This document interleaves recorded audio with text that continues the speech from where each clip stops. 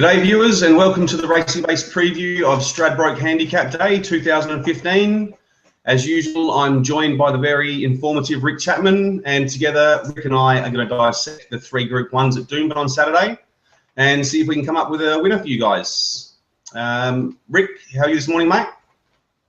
I'm very well for a man of my habits, thank you very much, and I'm a man with a pocket full of cash thanks to Winks last week. Yeah, very good win.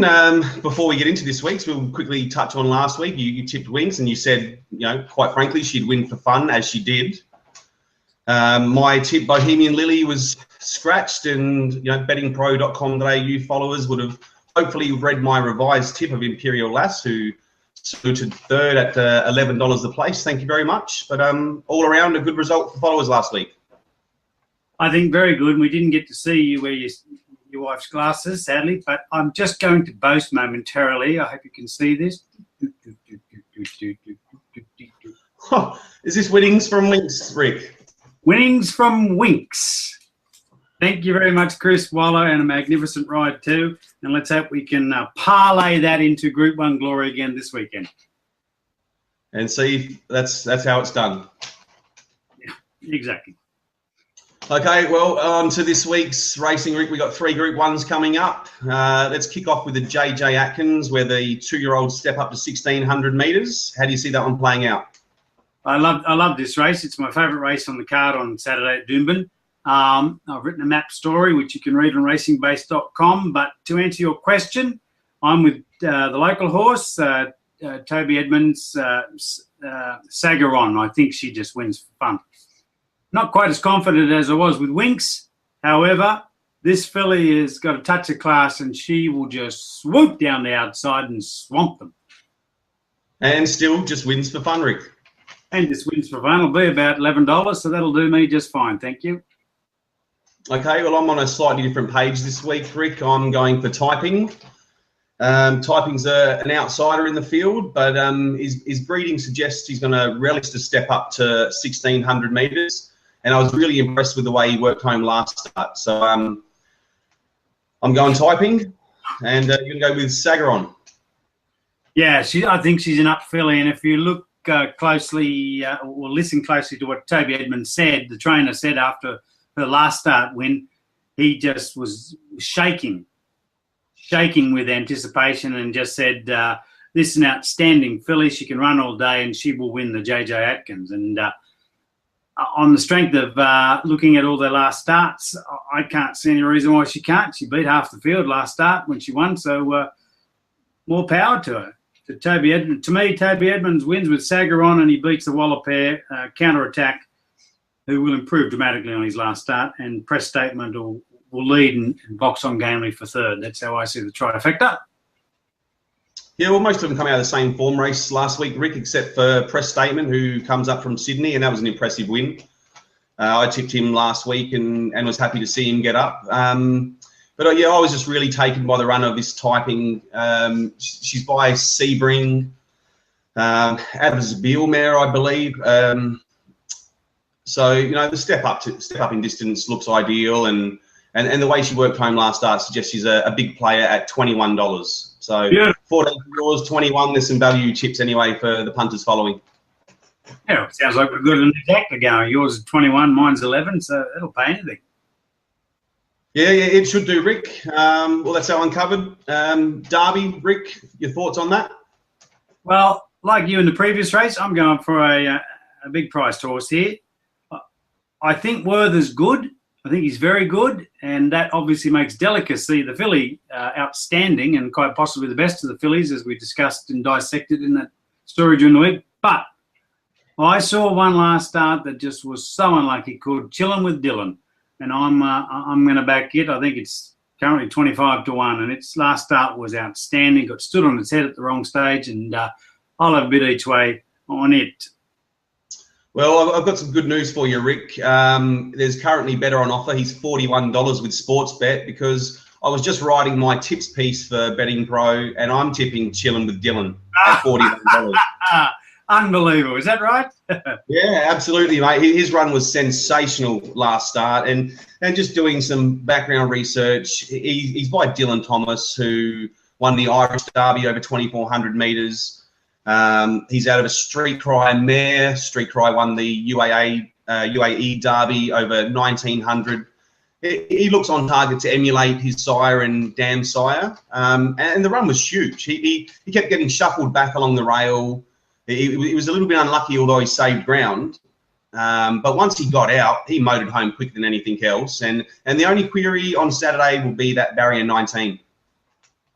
Well, I think he'll overcome that by just dropping out towards the tail of the field and just settling, getting cover, and then just making a sweep. It's not a strong Derby field, and because of that, any horse that gets to the line gamely, which he has proven time and time again that he's going to get on.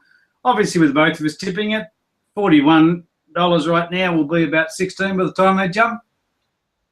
Okay, well, hopefully we put the punters onto a big one there, Rick, $41. So on to the main event, the Stradbroke Handicap. Who have you got picked out for us? I think it's a great race, and I just love the fact that it's a handicap and it changes everything in consideration to the Doomben 10,000. I'm going to back Noidart. I think Noidart's last 500 metres last week in the Doomben 10,000 with equal top weight there was as fast as anything else. He got held up at a crucial stage. The run he's going to get will suggest that he's going to get cover. He's got nothing on his back. He's an honest horse, and once he gets out and sees daylight and some clean air, if he's within 5 or 6 lengths of the lead as they turn for home, which I think with the lightweight he will be this time, and he replicates that finishing burst, I think he gets over the top of the Kiwi horse Sacred Star, who I think is going to be very hard to beat. And Doomben's better than all of them, but he's going to have to be because he's got huge weight, so I think he'll be rattling home for third. But Noidart for me, young man. What have you got? Okay, well, as much as I hate to go for the obvious one, Rick, I can't go past Charlie Boy in this one. His run last start was sensational. Wide barrier, carried 59 kilos. Much more favourable draw this weekend. Jumps from a good gate. So, drops 4 kilos in weight. Surely that's going to be a positive, turning the tables on Doomben. Can see him getting the run of the race, probably 3 pairs back, 1 off the fence. Team Snowden will have him cherry ripe for Saturday, and I just can't go past him. Yeah, he's certainly in my mix too. There's no doubt that those last 2 runs have indicated that he's back even better than what he was at any stage of his career, rather. I think Sri Candy's drawn to suit. It's such a tough race because Sri Candy's drawn to get a beautiful run, but she was so disappointing last start. I believe El Rocker will improve dramatically on his last start. He's now got 2 runs under his belt. General Leafe I'd probably have picked, but he's drawn too wide. He's not going to get in at all. Hot Schnitzel won a barrow trial the other day and looked great. And Charlie Boy, as you say, is going to be right there. It's going to be a genuine tempo with Lord of the Sky going forward, Sri Candy going forward. The big question mark we all have to be concerned with is Lamosti. Does she get a run? Absolutely. She gets a run. She's a big danger, Rick. Huge danger. I don't know whether Anthony Cummings is going to scratch Fontalina yet or not. We'll just see. It can't win from out there anyway, so we may as well. But you identified the wide barriers there. The last 2 winners of the Stradbroke have come from barriers 15 and 16, the outside gates. And I dismissed General Leafe because he'd drawn so wide, but looking at past results, last 2 years it hadn't made any difference. He'll race in a similar pattern as what the last 2 winners have. So he's got to be up there. And Strakandi, you mentioned she'd been disappointing the last 2. Tongue tie goes on for the first time. She could improve again out of sight if there's been an issue there. But as I said, I just can't go past Charlie Boy. No, I think you're on a minute. So which race? We'll have to make it the Stradbroke to have our bet within a bet this week. Yes, and on to our bet within a bet, Rick. We asked some viewers last week to suggest a suitable punishment for the losing tipster.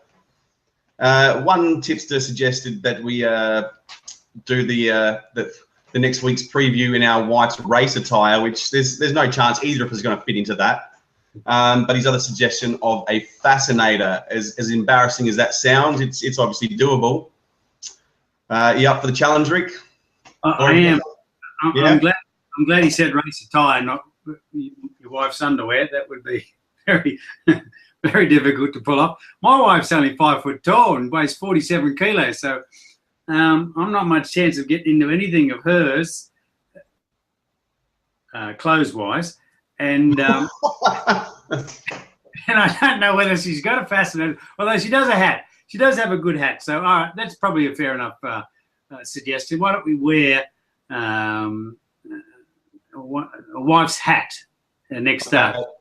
Wife's hat or fascinator, whatever one suits, or you can go with your outfit next week, Rick. We'll stick with that. Yes, all right, deal. I'm on Noidart and you're on Charlie Boy. Oh, geez, come on, Charlie Boy. It's 2 great camps, 2 very smart horses who both get to the line strongly. Yeah, I'd love to see them coming down the outside together. Okay, well, that's it for this week, Rick. We've got the 3 Group 1s covered. Hopefully we found a winner or 3 for the punters. You can use these in your multiple bets and just hopefully come out in front for the day. So thanks again for your time this week, Rick, and until next week. Punting is easy. Thanks, mate. See ya.